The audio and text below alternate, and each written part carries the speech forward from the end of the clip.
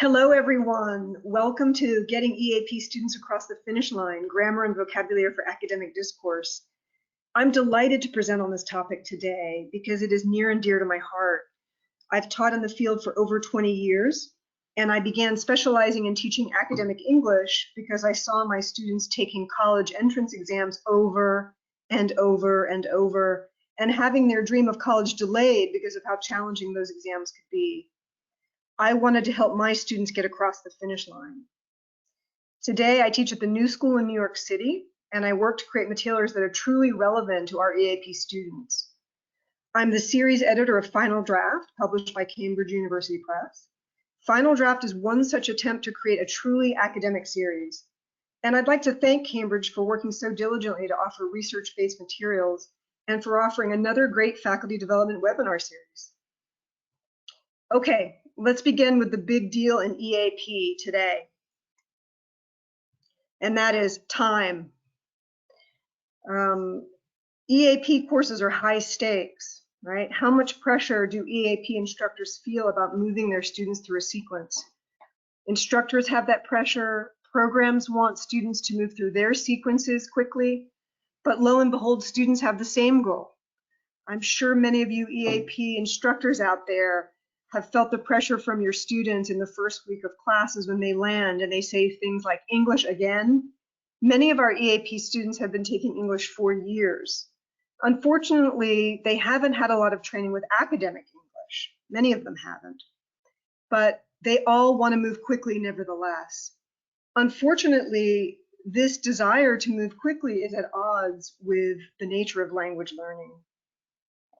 However, we can make our curriculum more effective and more efficient for the EAP student. And that's what my webinar is about today, how we can practice grammar and vocabulary to address this need to advance quickly. Okay, I have two recommendations for effective EAP courses for this issue of advancing quickly. My first recommendation is to use a purpose-based approach to grammar instruction. A purpose-based approach ties grammar to writing, and at the same time, it uses grammar to teach students about the mode itself. And I'll illustrate this later. My second recommendation is systematic study of academic language. And that would include study of high-frequency academic vocabulary, like terms taken from the academic word list, also teaching collocations and phrases, and teaching terms that connect to academic topics, regardless of whether they're high frequency or not. I'd like to illustrate my recommendations by walking through one of my EAP lessons. This lesson focuses on summary response writing. I'm using this now, as I do with my students, because summary response writing is so foundational to academic writing. You find summary everywhere in college writing, from formal summary response essays, to synthesis writing, to research writing, to response writing on a class blog. To give you some context for this lesson, let me share with you the reading that I chose for my students to summarize and respond to. The reading is Living in the Cult of Likability by Bret Easton Ellis. And it was published in the New York Times in 2015. And I've provided the URL here you can see on your screen if you want to go and read the entire thing and potentially use it in your class. So why did I choose this reading? I chose it because it's part of a larger academic discussion going on right now around technology and social media and how it's impacting us. In the article, he talks about how we're living in a reputation economy where we're all rating and reviewing each other. And this is highly relatable to my students. They want to take part in this discussion because they're on Instagram and all of the other social media sites, and they're also feeling pressure to brand themselves. So I've chosen an article that is part of a larger academic discussion that is also relatable to the students. It also, as you can tell from the term cult in the title, has a very strong viewpoint about the issue. It's not nuanced, so students are able to respond easily.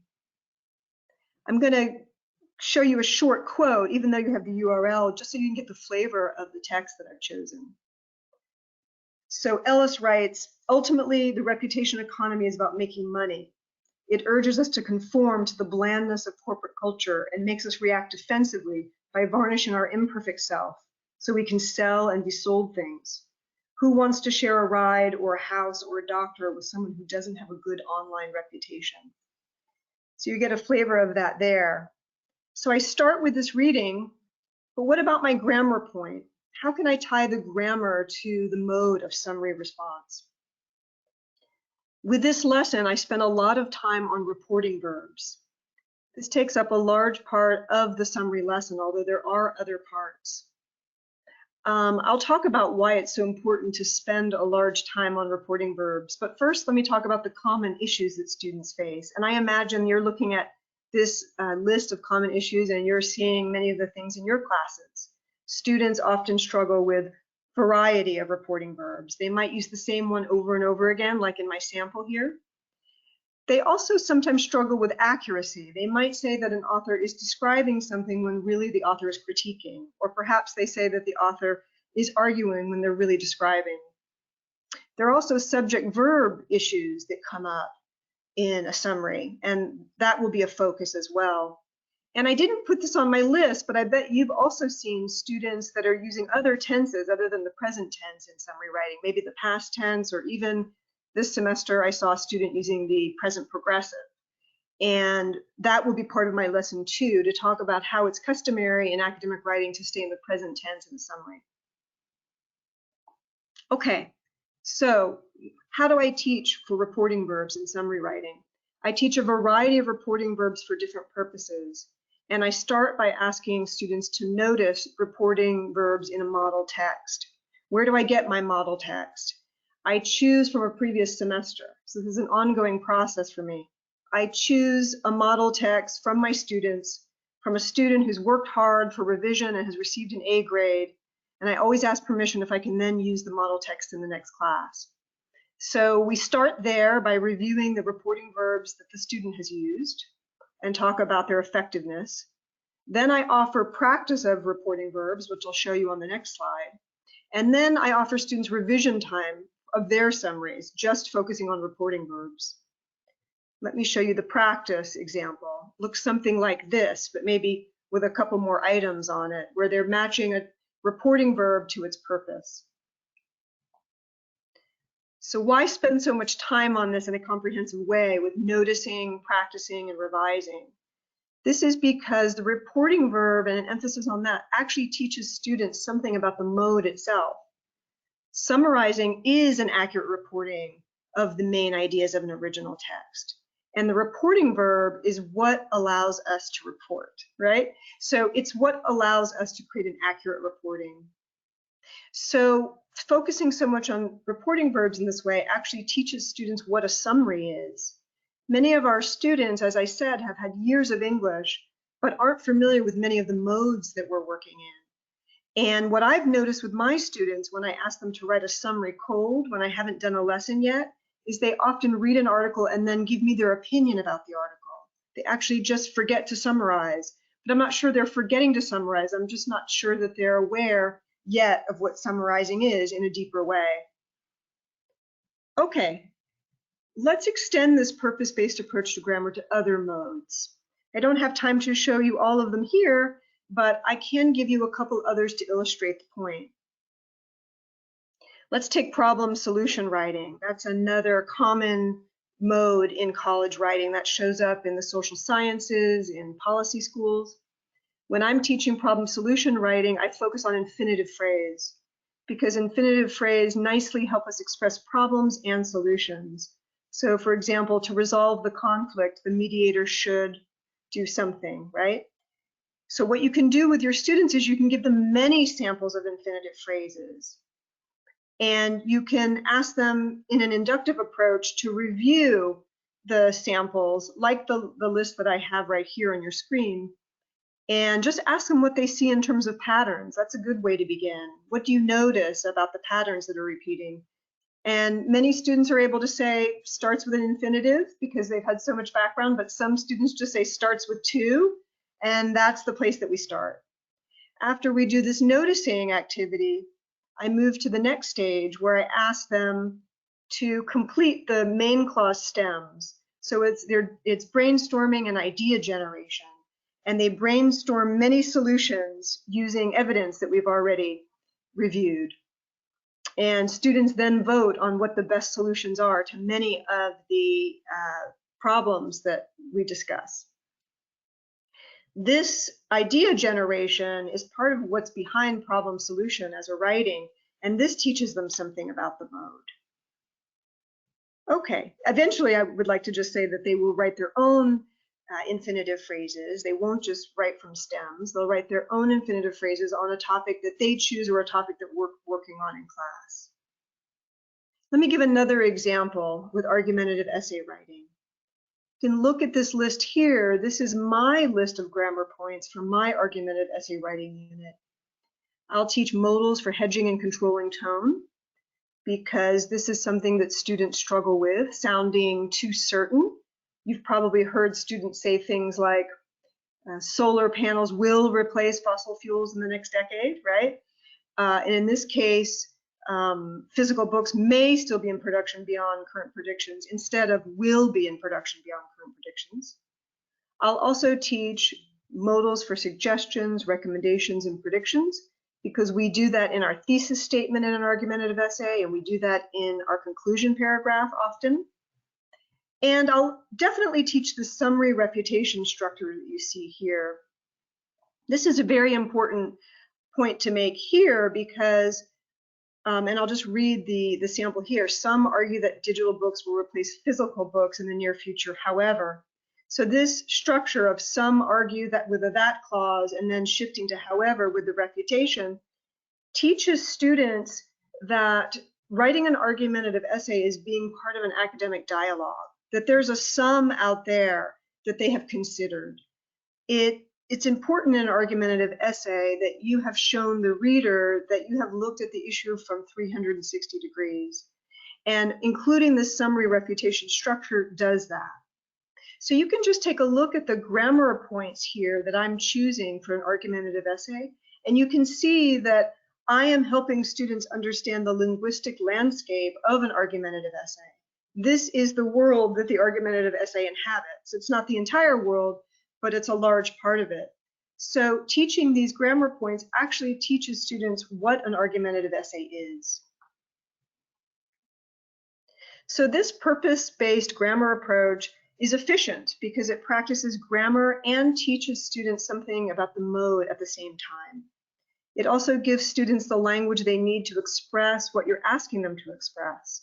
So if you're asking them to write about problems and solutions, you're giving them the grammar to do that with the infinitive phrase. And I'd just like to end this grammar section with a quote from Diane Larson Freeman. She writes, "While rules provide some security for learners, reasons give them a deeper understanding of the logic of English and help them make it their own." By the time my students leave the end of my advanced EAP class, I want them to walk away with a grammar bank of purposes so that when they sit down to write and they're thinking, I'm writing about a problem, what's the language for that? Or I need to summarize this article, what's the language for that? That they have that grammar bank of purposes that they can go back to and draw upon. Now I'd like to shift to EAP and vocabulary. And I'd like to start off, before I discuss this idea of a systematic approach to teaching vocabulary, with an issue that I've noticed. Often terms in EAP textbooks and curricula and courses are chosen for their perceived difficulty rather than their usefulness. I didn't mention it in the intro, but I also teach practicum courses at the New School. So I observe a lot of classes. I've also team taught for many years, so I've been in a lot of other teachers' classes. And one thing that I've noticed around vocabulary is that it's often treated in a pre-reading vocabulary mode, so wanting to give some students some terms before they read, which is good. But they're often chosen for perceived difficulty. So I sense that an article was chosen and then what seemed like the most difficult terms, maybe they're idioms, are glossed in a pre-reading activity. Unfortunately, glossing like that, where you don't come back to the words, is difficult for the students to retain. And really, I'm arguing here today that we should choose terms for usefulness instead. Usefulness for the task that you're asking the students to do. So if you're asking them to write about the reputation economy, as I was with the Ellis article, certainly terms like reputation economy and social media are going to be in my vocabulary list. Okay, let's think a little bit more about how to select terms to study before I talk about a systematic approach to vocabulary. Paul Nation writes about this issue that instruction should be directed toward the high frequency words of the language. Where learners go on to academic study, this would also include the academic word list vocabulary. The benefits of knowing high frequency vocabulary balance the time and effort required for direct vocabulary instruction. I agree that in an EAP context, we should be drawing many of the words that we're choosing to practice from the academic word list. And I have just a small sample of academic word list terms for you here to take a look at, to make the point that if we're studying terms like establish and factor and highlight and illustrate and innovate, issue, paradigm, and policy, just glancing at that list, you can see that those are terms that are going to help students adopt an academic voice in writing. So, many of our students haven't had exposure to this vocabulary, and it's our job in an EAP context to give them this vocabulary that will set them up in writing, but will also set them up for some of the receptive skills, right? Because they're going to see these terms again and again. They're going to come up in lectures, in reading. So many of us are doing this vocabulary for our writing classes, but this actually sets them up for success in a larger way. But advanced vocabulary practice should also include practice of longer chunks of language, such as collocations and phrases like the ones that you see here. Including more collocations and phrases helps students' writing sound more natural, more advanced, more academic, and often more concise.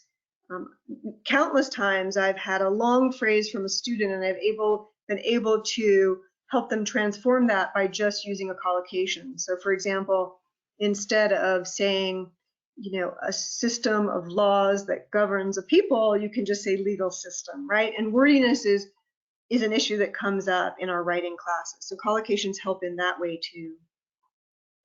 Finally, in terms of selecting vocabulary to practice, we should choose words that are needed to express the core ideas on the academic topics that we're exploring on our classes, just like reputation economy for the Ellis article.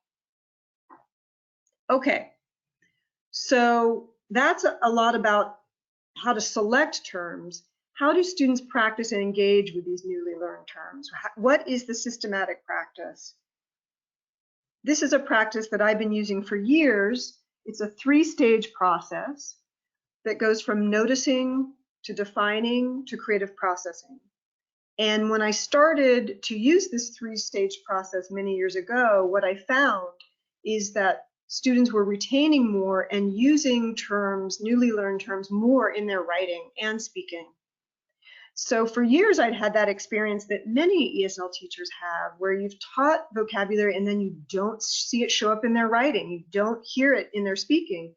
And since I've adopted a more systematic approach to vocabulary instruction, I'm now seeing it in their writing, and it's a joy to see students experiment with these new terms. And it helps give them the language they need to express what we're asking them to express in academia. So I think noticing and defining are pretty straightforward. Noticing is about bringing the terms into the awareness, and that could mean having a list of terms on the board, or it could mean just bolding terms in a reading. So just bringing those words into students' awareness, and then the shift to defining and understanding what those words mean. And that could be pair work, where students are working together to match terms to definitions, or doing a dictionary activity. But then there's the final stage called creative processing. And this is where a deepening happens. This is the very important step in the process. And because I think it's less straightforward than noticing and defining, I'm going to spend time on that now. And I'm going to show you 3 activities from my classes that I do for creative processing. This is Paul Nation on creative processing. Before I show you my activities, I would just like to read this quote. He writes, "There are now an increasing number of studies which show that creative processing is an important factor in first and second language vocabulary learning. Creative processing occurs when previously met words are subsequently met or used in ways that differ from the previous meaning." Let me show you some examples of how I have created activities that differ from the previous exposures that my students have had to the same words.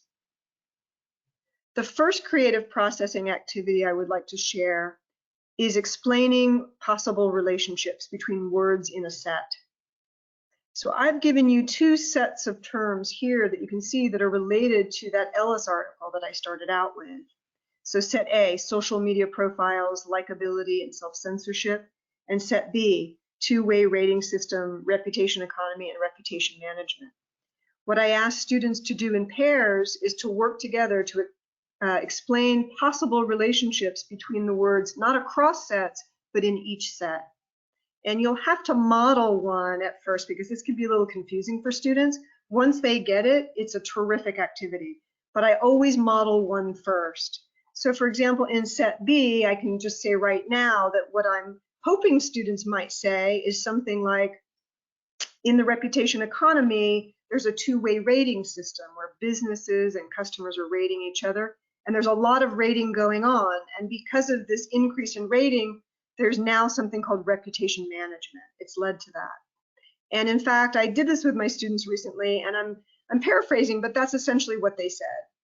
So they were able to explain that relationship. Keep in mind that these are terms they're already exposed to, and these ideas had already been discussed. This is just creative processing coming back to the words they've already discussed and working with them in a new way. I'm also just giving you two sets of terms. In class, I would give, for my advanced EAP students, something on the order of 5 to 7 sets with words that we've already explored. With this activity, you also need to tell students that this is not a quiz. This is not the TOEFL. They're not going to get a grade. There's a tendency on the part of students to want to always get a right answer, and you have to let them know that there isn't necessarily a right answer, or there may be a right answer, but there may be many answers. There are many relationships that might come up. Okay, I'd like to show you my second activity for creative processing, and that is explaining opposite concepts.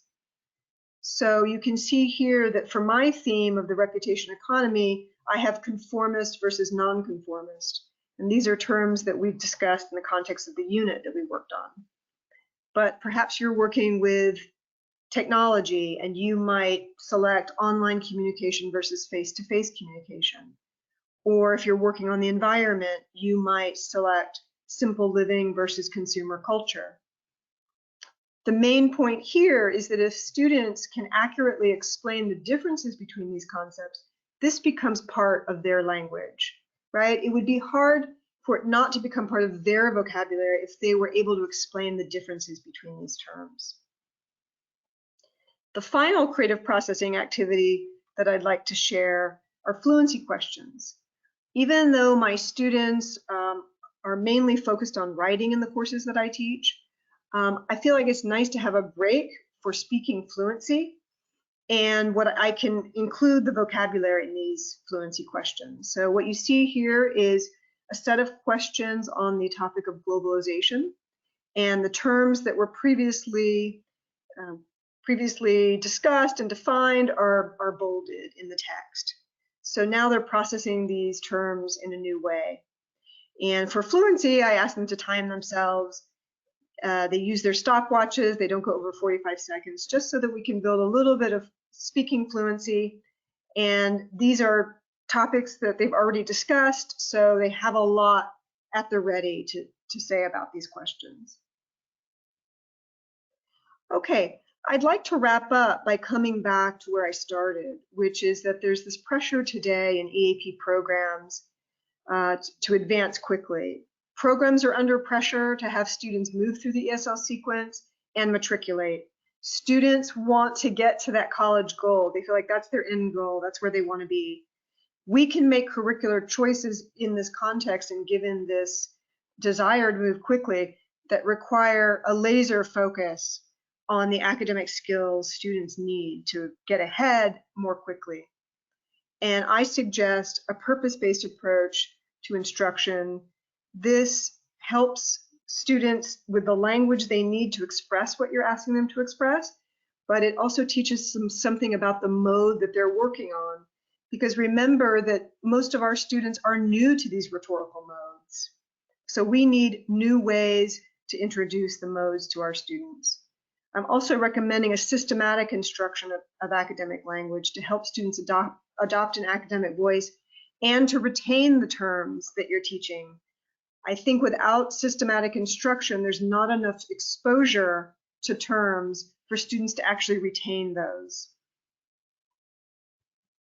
Thank you for taking the time out today. I know that you all have a busy schedule as some of you ramp up the beginning of the term. We now have some time for questions. Thank you, Jeanne. And before we go on with the questions, we're going to collect some that we got throughout the webinar, and then we're going to have Kyoko go ahead and ask them. But before that, I just wanted to remind everybody that they will be getting in 1 to 2 weeks both a link to the webinar recording and a certificate of participation. So look out for that. Again, that's going to be coming in 1 to 2 weeks. And I'll hand it over to Kyoko to ask some.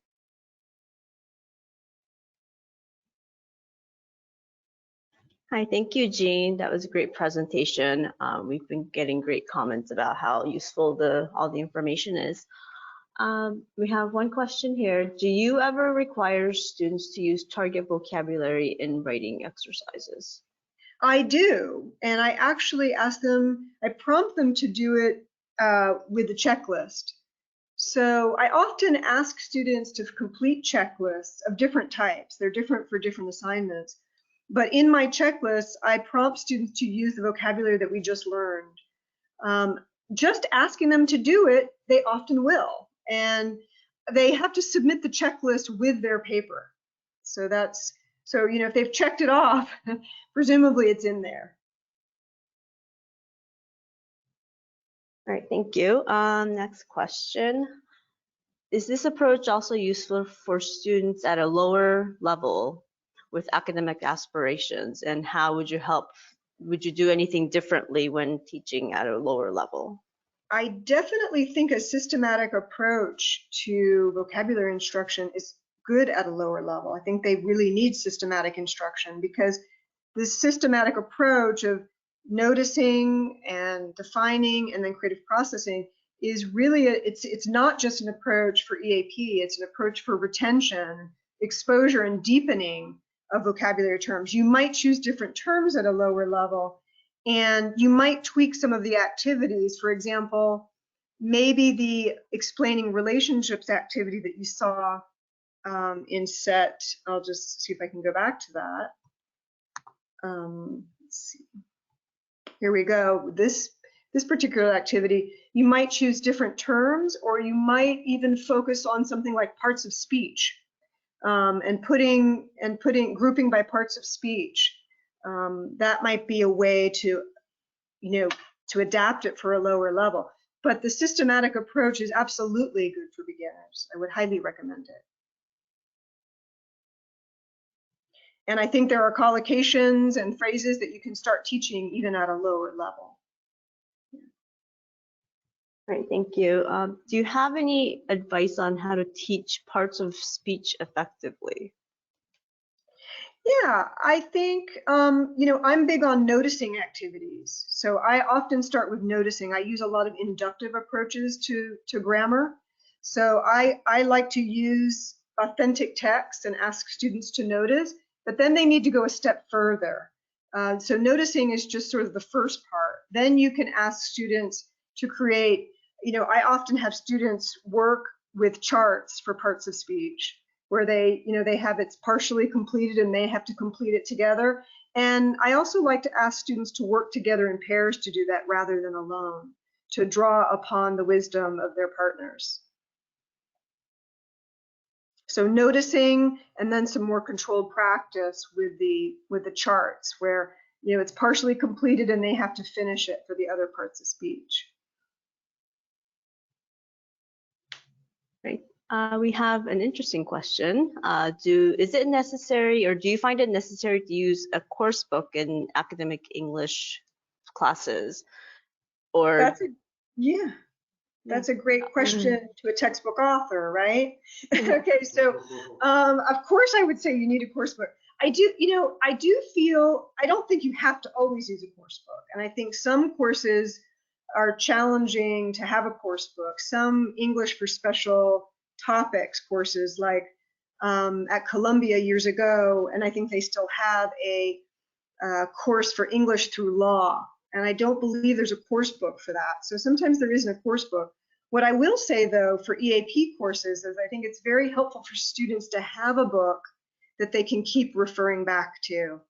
And the book can be kind of a tether for the class. It doesn't mean that you have to work through every lesson, every unit even, but that the book is something that they can keep coming back to. I think it creates a sense of coherence for the learner to have a book rather than having a lot of different handouts that keep coming at them each day. I mean, that's something that I notice that happens a lot in ESL, is that, you know, each new unit or each new activity's got a new handout, and then the students are sort of awash in handouts. And I think there's more coherence if there's a course book that, you know, good course book that you like, that they can keep coming back to. And, you know, course books, you know, hopefully they're designed by experts who have put a lot of effort into creating materials that will work.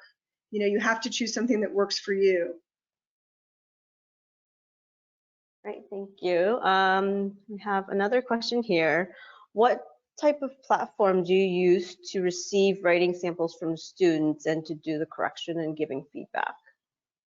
Yeah, at the New School, we use the Canvas platform. I bet many of you listening today are also using Canvas. So my students submit, initially they submit their papers to me through Canvas. After that, I will work by email at some stage. Again, you know, I'm not monolithic. I don't do the same thing for every assignment, but I often have them start by sending it through Canvas, and then I download it, because I like to download in Word because I like the feedback tool in Word.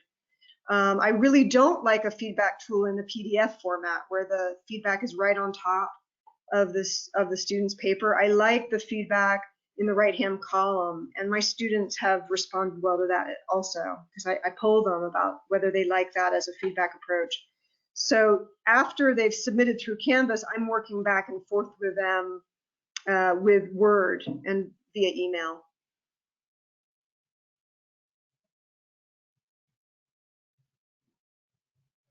Is there another question? Yeah, I think we have time for one or two more.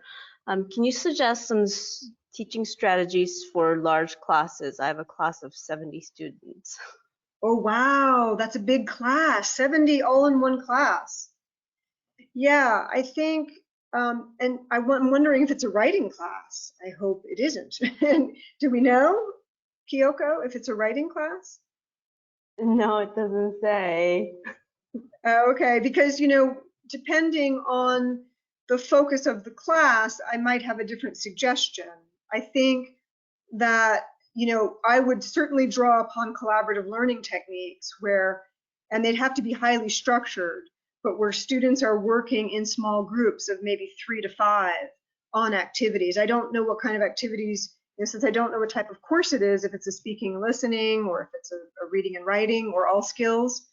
But I would want to draw on collaborative learning to help me to split groups up like that. If I knew more about the course, I could maybe say more.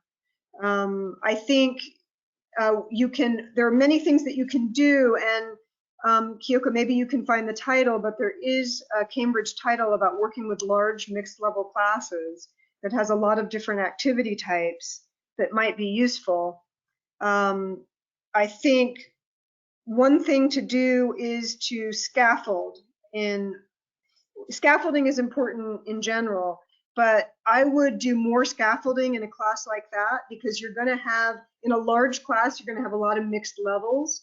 So for example, instead of doing free communicative practice, I would want to give a lot of sentence stems so that students at the lower level can do the same activity that is being done maybe at the higher level. That's something that I actually have to do currently with a class that I'm teaching.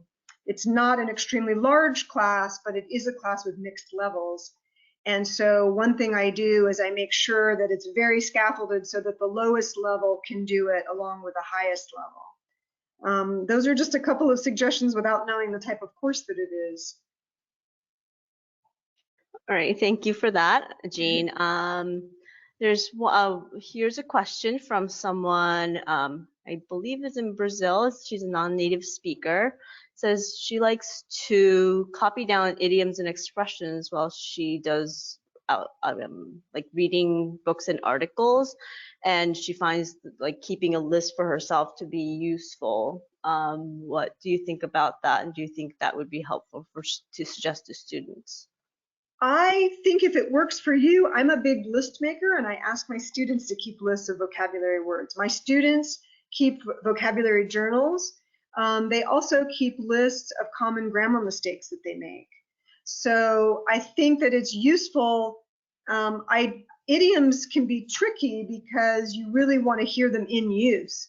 So rather than just keeping a list, I might ask her to take one step further and go and find an authentic source online. There's so many sources today where she can hear these idioms in practice, because idioms can be so tough in terms of what they mean. And so I would want to find a good online source that would help her take it to beyond the list level and kind of hear it in practice.